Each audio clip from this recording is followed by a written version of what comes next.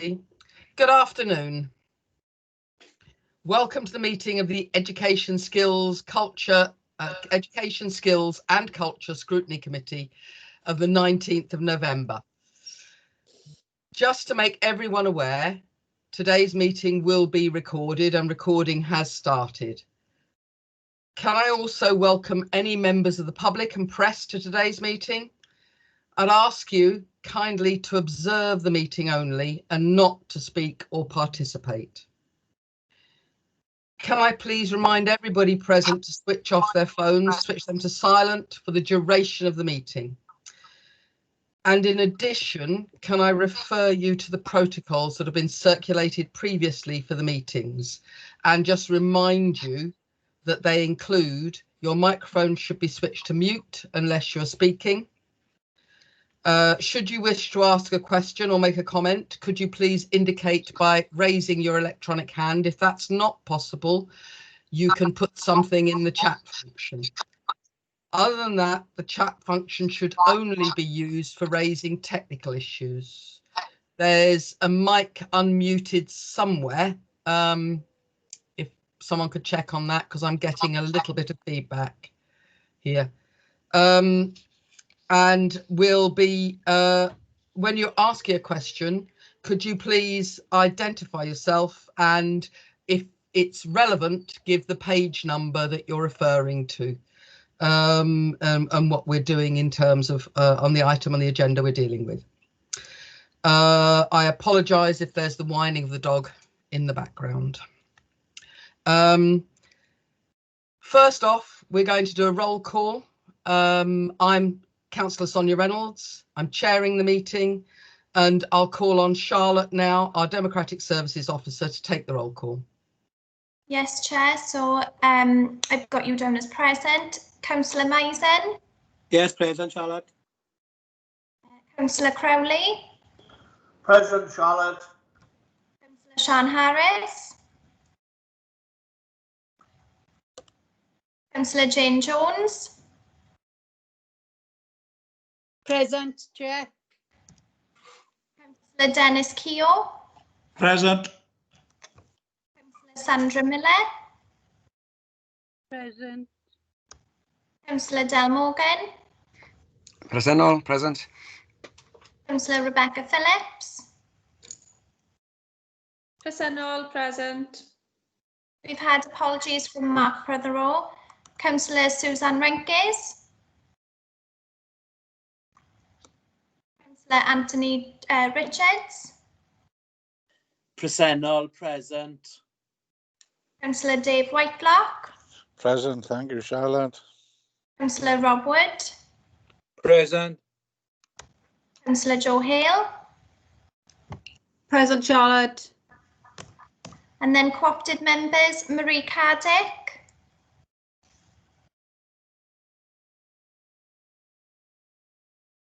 Marie, I think you're on mute.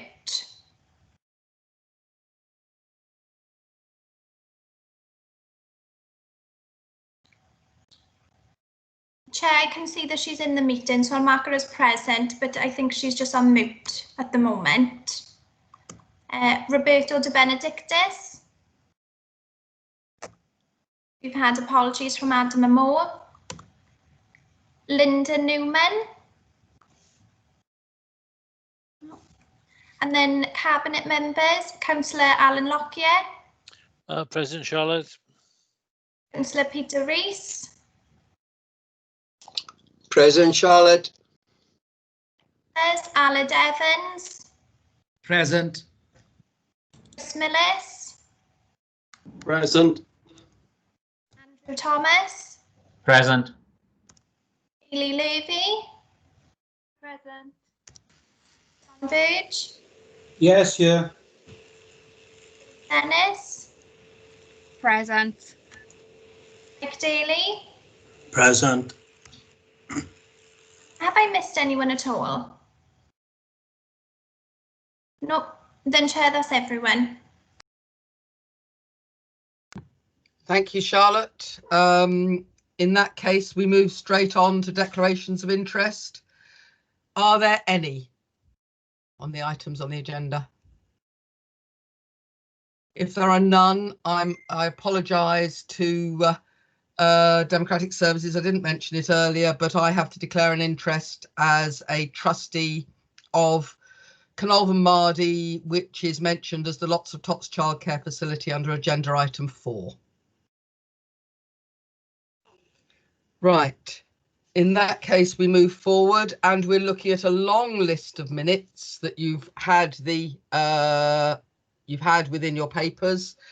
This is because we didn't take minutes at the one previous meeting that we've had this year in order to keep to a time, but we're going back to minutes into 2019.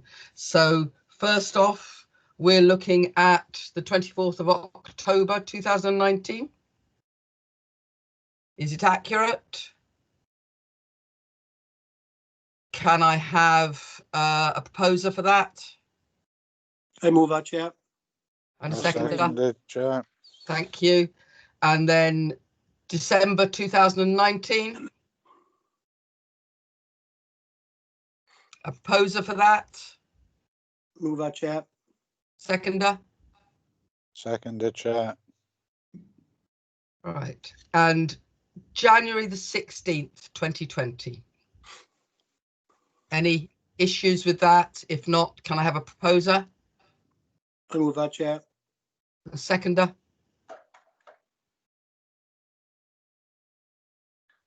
I second that, Chair. Thank you. And the 23rd of January 2020, proposer? The Chair, I move that. And a seconder? I'll second that. And there are two under the 23rd of January 2020. Is that correct on my list or is that a misprint? Okay. Yeah. I'm assuming we've done all of the minutes and approved all that are there. So we have a slight change in the agenda at this point, and that's in order to assist the agenda moving forward and help our director, who has other duties he needs to move on to, and he's going to give this verbal update. So we're going to take agenda item 6, which Chair. is Sorry, Yep. Chair, it's just me. I was just checking now that error in those on the agenda. There's just the last minute, which is the 23rd of July. I meant to put. I do apologise if. That's not a problem. It's just I suddenly looked at it and thought I got another one. Don't worry. Okay. Thank you. So I'd like to. We'll be taking the verbal update on the impact from the COVID-19 youth unemployment and disengagement youth hub work as a verbal item at this point in the agenda so that Mr. Alid Evans can move on to other work. So Alid, can I pass across to you? Thank you, Chair, and thank you for your agreement in allowing me to amend the agenda schedule. As the Chair has indicated, the purpose of this session is to give you a brief update on the Youth Hub work. You will be, I'm sure, aware that back in September, there were discussions with the DWP, the Department of Work and Pensions, to look at developing a physical youth hub in Neath, Talbot, one to be based in Talbot and the other one to be based in Neath.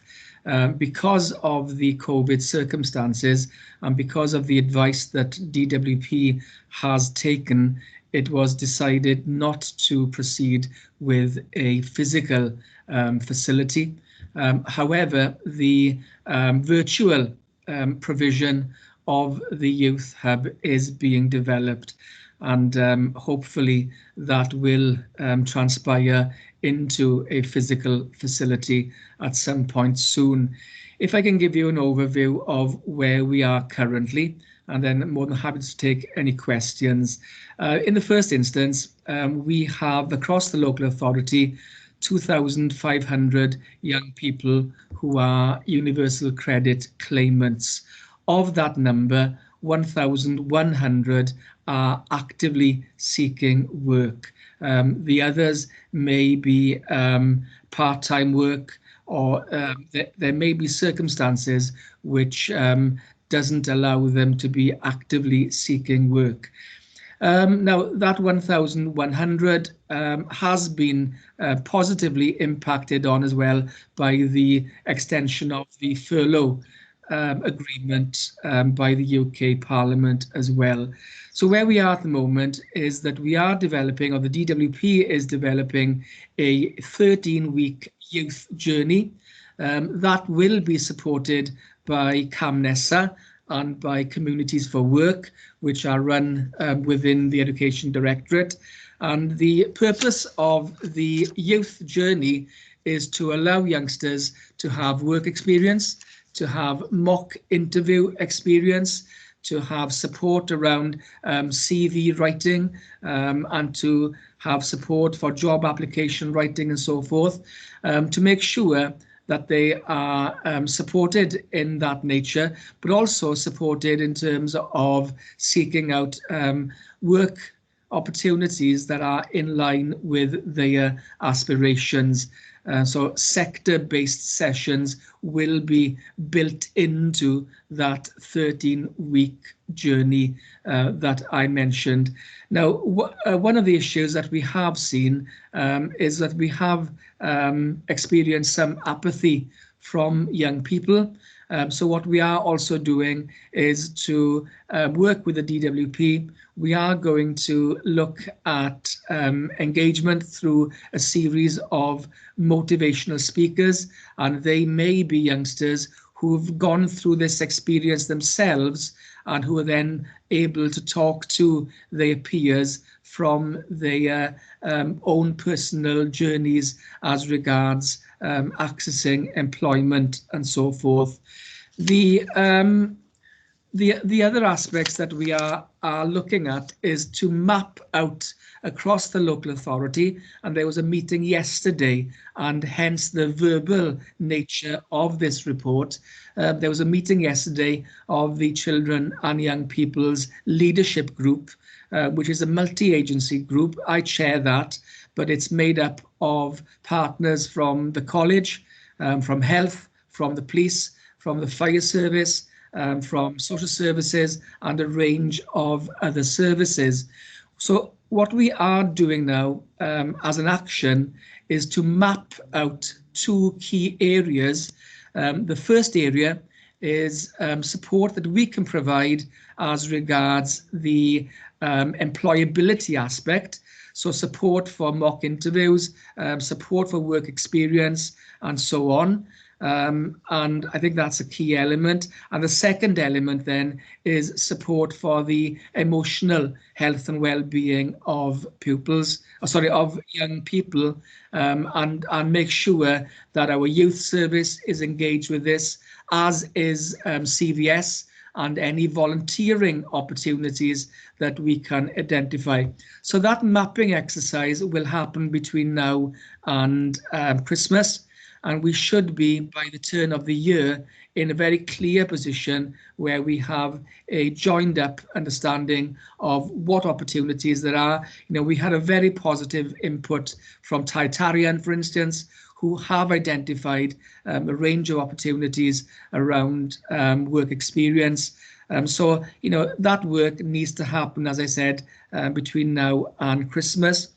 The other thing we need to be mindful of is that the local authority is engaging with the Kickstart programme, and that will allow us to take on apprenticeships or apprentices, and to give them the opportunity to have work experience within the council. And certainly the Education Directorate will be engaging with that, as I know will be the other directorates as well. There's a lot of work happening around the construction industry, and Swansea University are putting on a scaffolding course, and that will be an area of demand that we've identified as something that young people will be able to access. So there is considerable work going on, slow to start, and I think we were disappointed from the early discussions we had in September. We were expecting things to happen sooner, I think some of that was down to the fact that the DWP were advised that they couldn't put in a physical facility. However, I am heartened and I am encouraged by the news yesterday around the development of the virtual facility for our young people in Neath Talbot. So that's my update, Chair. More than happy to take any questions. I've got no indications at the present. While people think about it, can I just check? The authority, as I understand it, Alid, is also considering providing a gateway for Kickstarter for small businesses who are looking to take on apprentices as well and can't meet the numbers required. Is that correct? That's correct. Yeah, there is, as you said, there's a certain threshold that they need to be able to secure. So we will be working with those agencies or with those opportunities, employers and so forth to facilitate that. That's my understanding. Right. And I'm assuming that Neath Talbot CBS is looking and identifying the volunteering opportunities and work experience within the third sector in the county, which should be extensive. Yeah, absolutely. You know, that was mentioned yesterday. As I said, I was a little bit disappointed that the mapping exercise hadn't been progressed as I'd expected to have done. But I am encouraged from yesterday. There was a very clear instruction to the DWP that they do need to capture all the opportunities out there. You know, 1,100, okay, doesn't sound a huge number in the grand scheme of things, but it's still 1,100 too many youngsters who you know, well, hopefully they will get the opportunities, but they do need to be supported. Many of these youngsters are vulnerable. They do have issues around self-esteem, self-confidence, so they do need that support. And I am confident that the support through CamNESA and through the Communities for Work scheme and other schemes as well. And I think this is one of the things we discussed yesterday. We don't want too much collision out there so that youngsters become disorientated as to who do they go to. So there has to be a single point of contact. That should be the DWP through the job centre. But then there needs to be a clear funneling of opportunities across that whole mapped landscape of opportunities. And if we don't do that, then I think we'll be doing a disservice to our young people. Thank you very much, Alid. There are no questions coming forward, so we'll... I think Councillor Phillips may have a hand up, Chair. I can't see anything, so, but Councillor Phillips, if you wanted to come in. Yes, great. Diolch, Aled. I'm just wondering how up to date those figures are. As you say, it doesn't really seem like a lot at the moment, and with COVID and everything, I suppose we are expecting those figures to increase. I think those figures were up to date. They were given to us by Claire Jones from the DWP, who is our link, our regional link and our local link. I didn't have a sense that they were time lagged in any way, but I can certainly find out for certain on that and get back to you. Yeah, that'd be lovely. Diolch, Aled. Thank you, Alid.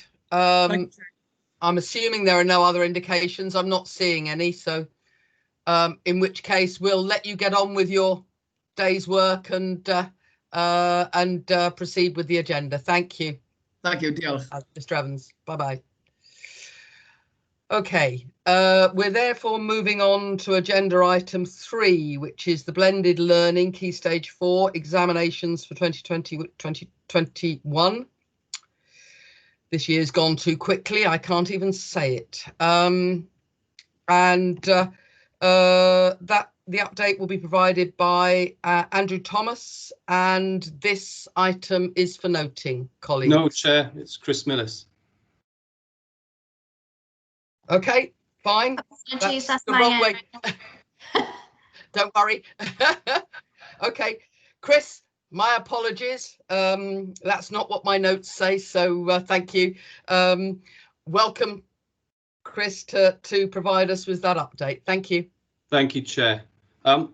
You've got the documentation in front of you. What I'd like to add to it, if I may, is to praise our schools for how much they've had to adapt the way that they think and learn about teaching and learning. Also to praise the parents and the guardians of the families that also have had to adapt and change how they have taught the children in the time that we were closed and then reopening. But I think most importantly, I'd like to praise the pupils for adjusting to this blended learning approach, and whether they are self-isolating or unwell or in school. The blended learning phrase is a combination of work that's happened over the last 6 months. So that includes asynchronous, which is when a member of staff uploads something to the hub where a child can access it whenever they want, or synchronous when it could be live teaching either in face-to-face or online. So there's a lot that our schools have done in the last 6 months. They started with a continuity of learning plan that they sent into the authority that we went through with them and supported them on. They went through device management to make sure that all the children could access devices where needed, and that we did an audit of that. And Andrew led on making sure that schools were kitted out the way we could want them to. But that also included not just a piece of kit, but also access to the Wi-Fi and affordable access to the Wi-Fi as well, and to be prepared to do it at any moment when obviously they could be self-isolating if there's a positive case in a school. So that's evolved, and then obviously the news came through that examinations were going to be based on an assessment. The screen's changed, Chair, I don't know why. Yeah, bear with us. Chair, I think you're sharing your screen.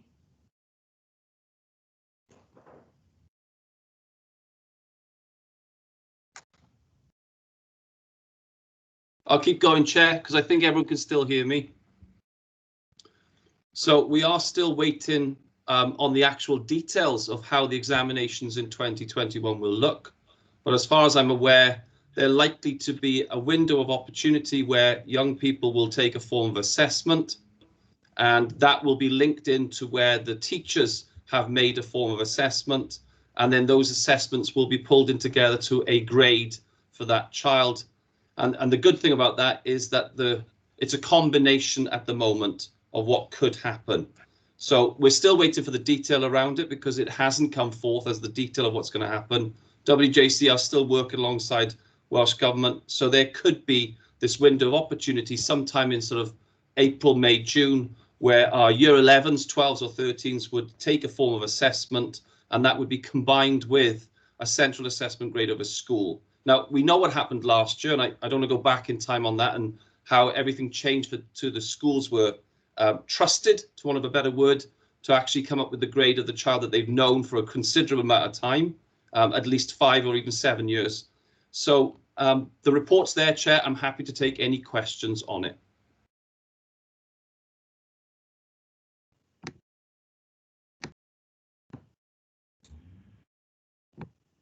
Thank you, Chris. I'm having a problem with my computer at the moment, which keeps deciding that it's going to another program's coming up and interfering with the development. So I'm having to mess with it. So apologies for that intervention in the middle of your presentation there.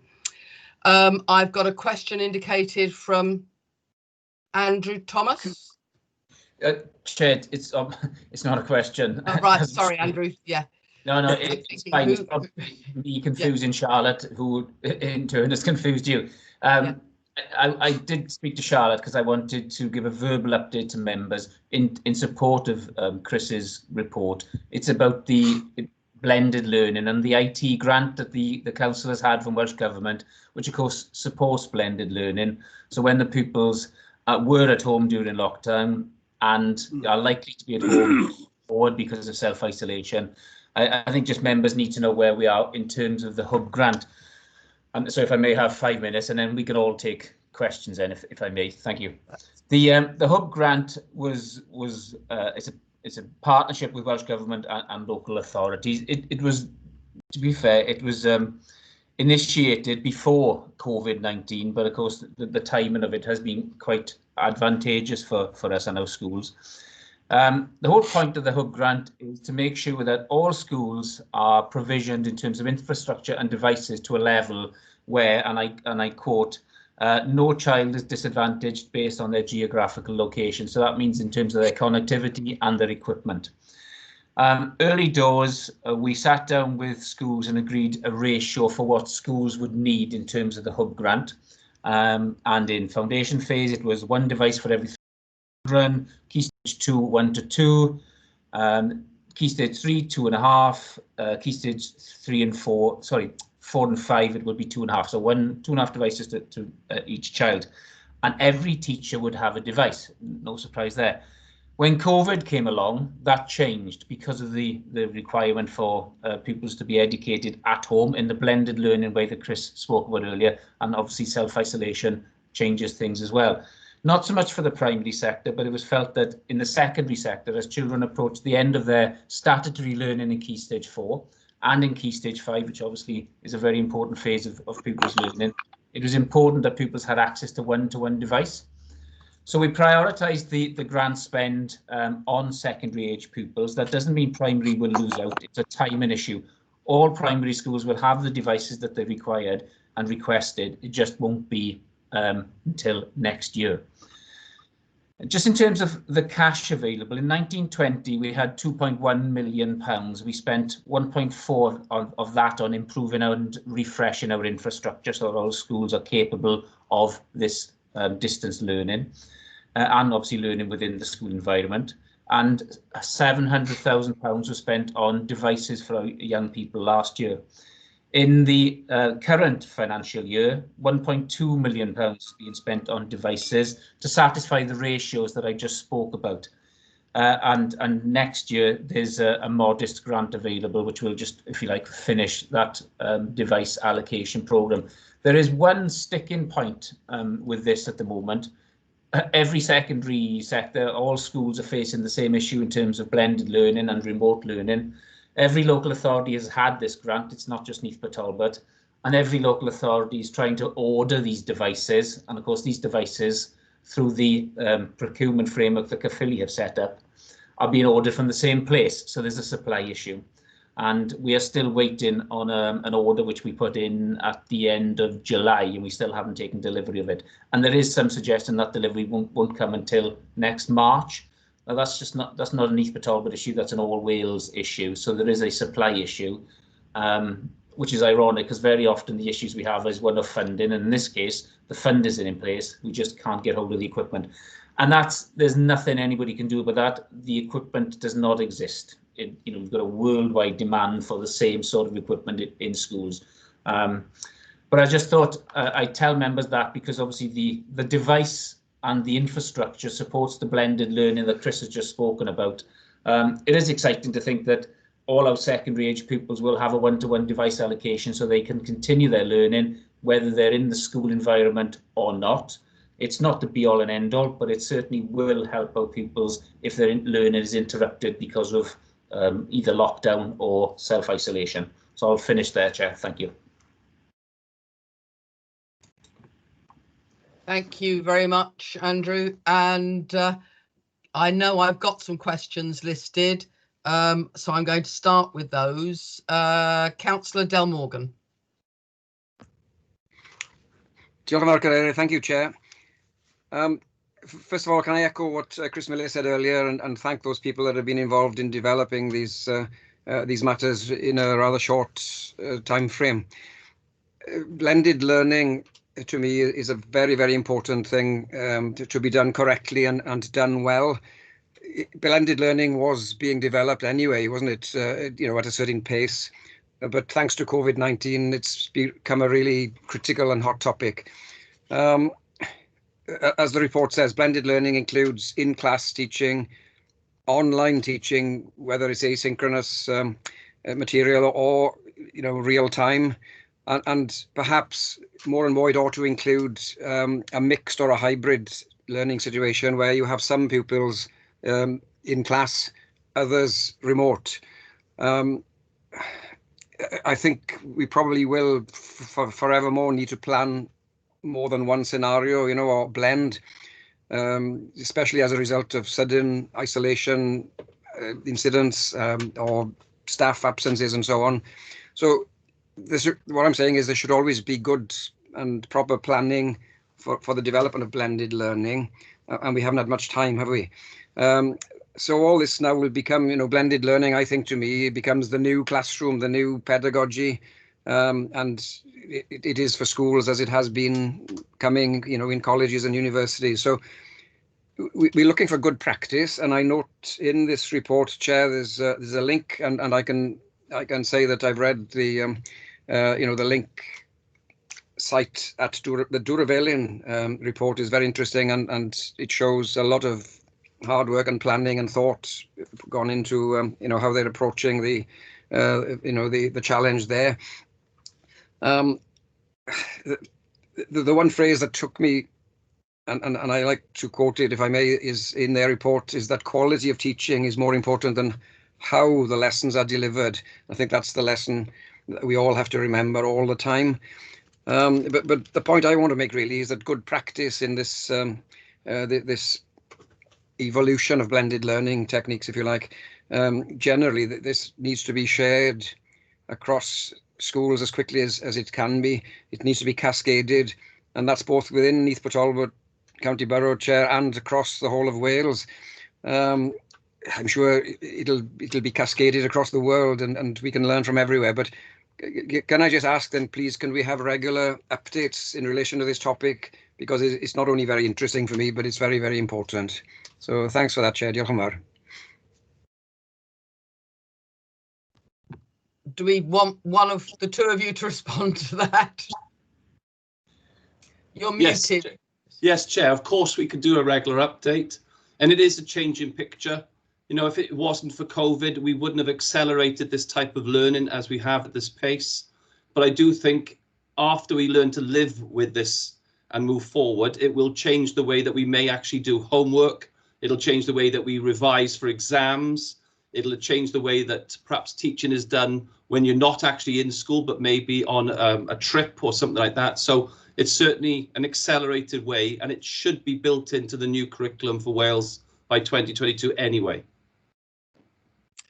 Thank you, Chris. I next have Councillor Joe Hale asking for a question.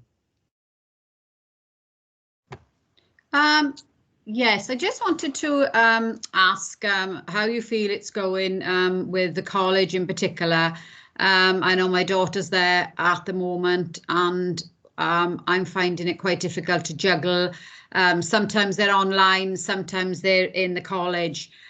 Sometimes there's a fine line between, getting her back home before she can get online. And I mean, luckily, I'm working from home. I'd just like to know how the parents are how do they manage who live further afield, up in the Seven Sisters, Banwyn, wherever, that maybe some parents are working that they can't pick the children up to get them back to go online. And before the libraries were closed and they had nowhere to go. So, sometimes it is a bit difficult to juggle, to, get them to be online. I can respond to that, Councillor, and please don't think this isn't a response. I don't think it would be appropriate of me to comment on the college, as it doesn't come under our education, leisure and lifelong learning, but I can raise it with the college in the next 14 to 19 meeting. Yeah, thanks. Okay. I think that would be very useful, Chris, because it is something which we would have concerns about, and I'm sure parents will be contacting councillors and the authority if they've got worries. And I've got an indication from the Vice Chair, Councillor Mizzen. Thank you, Chair.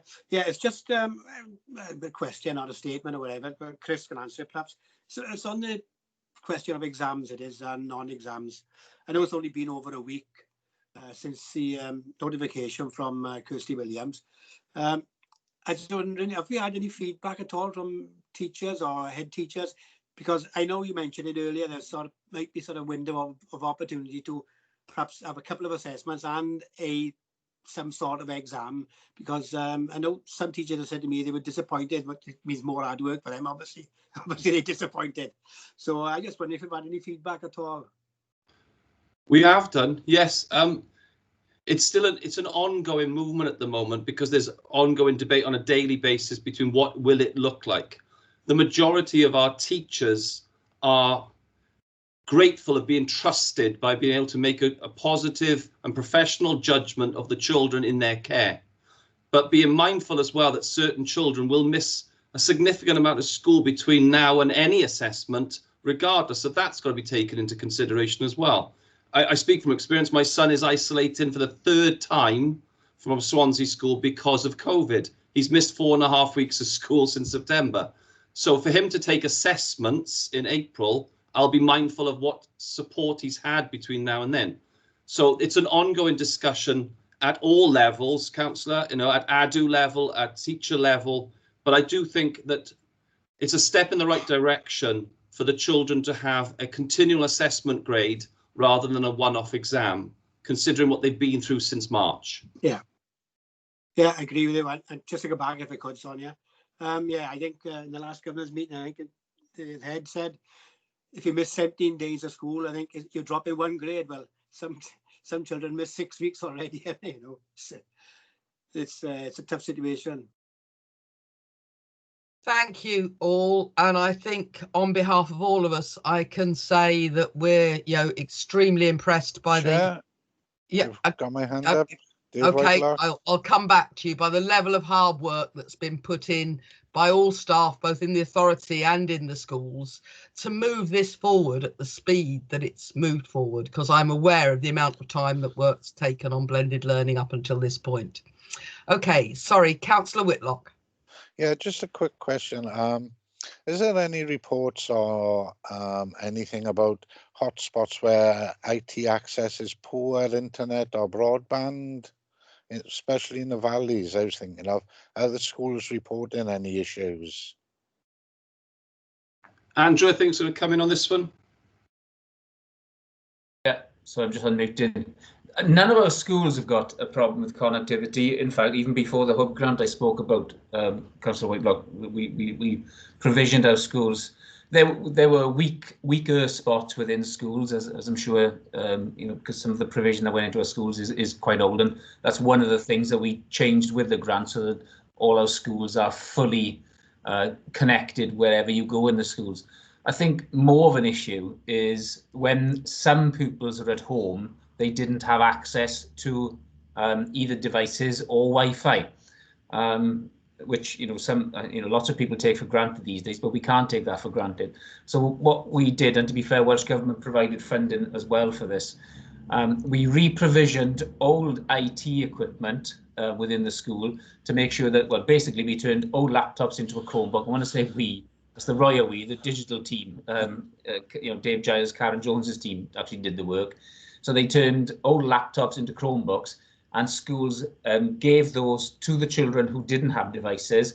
And where children didn't have Wi-Fi, we gave them something called MiFi, which is something that the Welsh Government gave the local authority funding for, so that it's a device which you obviously plug into your computer, which gives you Wi-Fi wherever you are. There is a slight issue with that, in that there's an annual, or in fact, there's a monthly cost, and of course, that cost then goes on and on and on.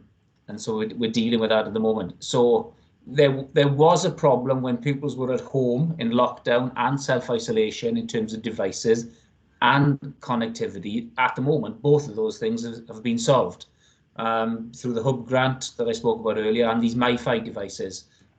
So yeah, no one was without connectivity, but there's an ongoing financial issue to deal with in terms of the Wi-Fi. Thank you. Thank you very much, both. And can I ask which one of you is taking forward agenda item 4 before I put my foot in it again? Is that Chair? It's agenda item 4, Youth Service and Partners Summer Support Programme, down as Chris Millis. It is me, Chair. Excellent. Thank you. This item is also for noting and is an update. Thanks. Chair, before you move forward, sorry, I know Councillor Misen just had his hand up. I think it was a legacy hand. Yeah, it was. He's got thumbs up. So, yeah. Okay, so if we move forward with agenda item 4. Thank you, Chair. This document is a summary of the sort of support that we put on. It's not the entire support that went on during the summer, but it's an example of what happened. Welsh Government gave the local authority summer support amount of money of £46,000 and childcare support for £75,000. That came to us 3 weeks before the start of the summer holidays, and the expectation is that we put on some form of support for vulnerable learners within that team period they're going to be away from school. So this is a group effort, if you like, that happened. The youth service took the lead on it, and we went out to schools and they came forward and volunteered to open to the pupils that were vulnerable or marked as vulnerable through the vulnerability list. And not only that, at the same time, 30 partners came forward, including social services, Barnardo's, Child in Need. All of these partners came forward, third sector, to also add support to what they could do at an individual level, to a family, but also to a group. So over the summer, we run a series of summer support programs, from actually being based in a school, and we used the music service, the youth service, Skilli, which is independent sports service that came highly recommended. Everything was risk assessed and COVID safe as best we could. And then we also ran a program where we would offer free childcare places to families in need that needed childcare to return to work or to function. And 50 places per week were bought from local providers for the whole 6 weeks. So this is a combination of support that we offered, with only 3 weeks to put it together before the start of August. But I'm happy to take any questions. Thank you, Chris. I have an indication of a question from Jane Jones. Councillor Jones. Good afternoon, all. Like you were saying, Chris, two of my 14-year-old grandsons are isolated for the third time. One of them has special education needs, so he's out of his comfort zone. Is there anything out there that can help them to do exactly what they should be doing in school? I think that's also going to be covered by Andrew's report that will follow this on the inclusion service and the support that's being provided. So if we don't cover that off, Councillor Jones, we can come back to you on that. That'd be fine. And well done to you all for what you have done. Thank you. Thank you. I've got an indication from the Vice Chair, Councillor Mizzen. Thank you, Chair. Yeah, it's just an observation, that's all, and echo what Councillor Jones had just said. Thanks to everybody, because there's some of the reports back, off the pupils you see, but the parents, I like the reports back, you were amazing. What a fantastic feedback, It's been a doddle getting it up in the morning for, to go, she's looking forward, she made friends. So I think the feedback is fantastic. So applaud everybody who's worked on this scheme. Looks like it's been a great success. I'd also say from personal experience, it was so obvious that some of the places that were supplied to children and young people over this were so needed, with people, with the pupils and the young people needing to link in with something and have some sort of activity planned and run. So, let's hope we can move forward, and hopefully we can keep them supported well enough going forward, and we'll hear about that. So thank you all. No other indications. Wondered if you could lower your hand, Councillor Mizzen. And we'll move forward now. We're taking agenda item 5, which is the inclusion report, at the end of the meeting. The reason for that is that there's connection with the case studies, and we'll be moving into private. So we felt it was a better place to put the report, as some members may wish to start asking questions which connected in with case studies that we cannot take in public. So we will be doing that at the end of the meeting, rather than going into private and coming back out if it's a case you would need. So we're moving to the forward work programme, agenda item 7.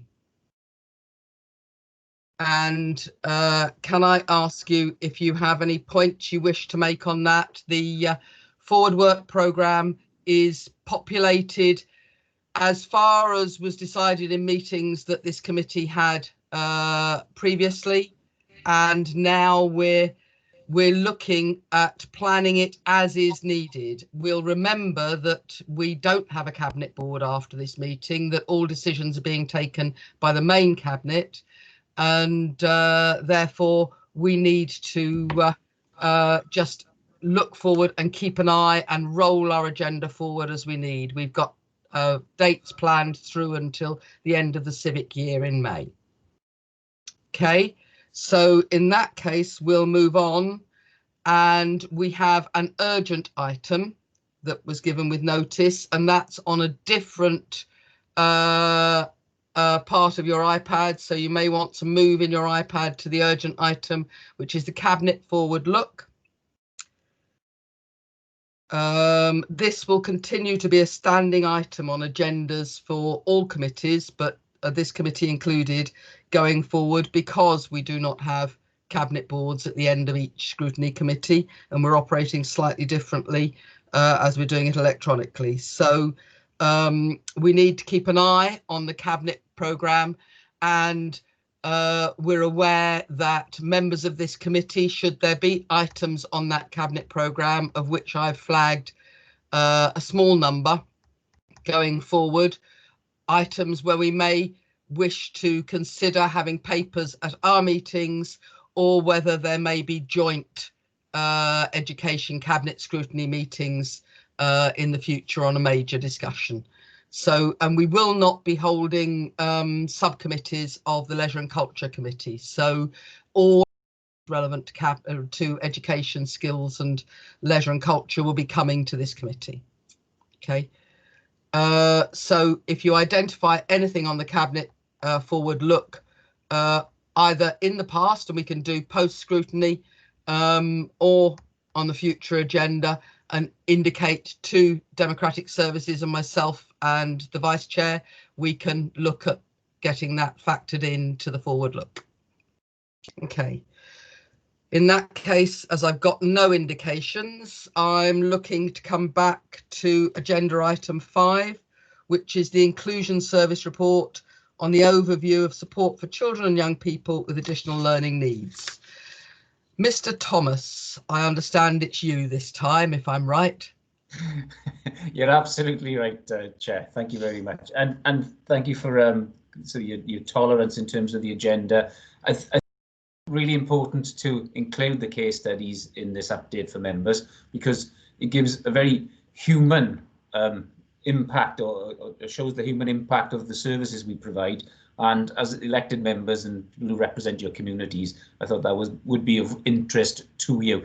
And obviously very happy to answer any questions on those case studies, but in some ways they are what they are, but it shows how impactful and how important some of the services that we provide on behalf of the council are for these families.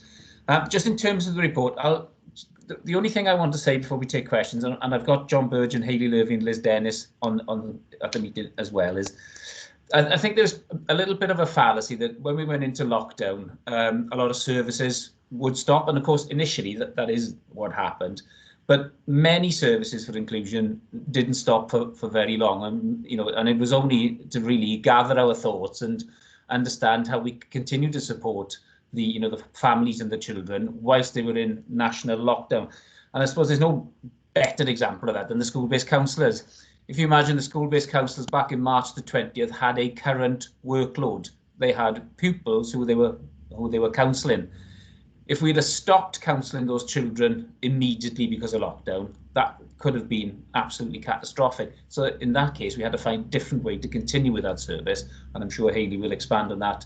So that's just one example of where we had to refocus the way we delivered the services, but I can give members an assurance that that cessation did not happen like a lot of people thought. And going forward to the start of this term, not only would I say that all services are supporting schools, families and pupils, but in many cases, because of, to be fair to Welsh Government again, additional funding has been provided. There's more services and more support for children, families and schools. And I think we need to recognise that, and I'm also very proud of my staff and the way they carry on delivering. So the report is what it is, and I'm happy to take any questions, but certainly all support services for schools and families are continuing to operate, and in some cases, because of additional funding, there's actually more services operating out there now.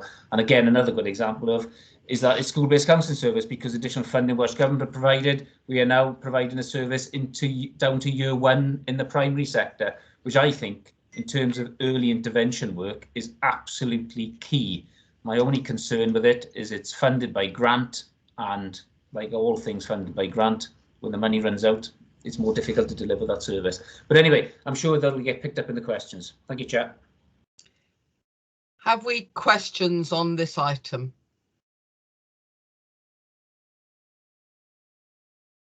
I'm assuming people are reserving their questions for the case studies. So in that case, we come to the point when we're going to need to ask to for a resolution to exclude the public for the following items, and that's pursuant to section 100A bracket 4 and 5 of the Local Government Act 1972 and relevant exempt paragraphs of part 4 of schedule 12A and the above act. Can we have someone to move us into private, please? I move, Chair. And a seconder? A second, Chair. Thank you. In that case, can we ask the public to kindly leave the meeting? Thank you for taking the time to be interested in the work of the council, and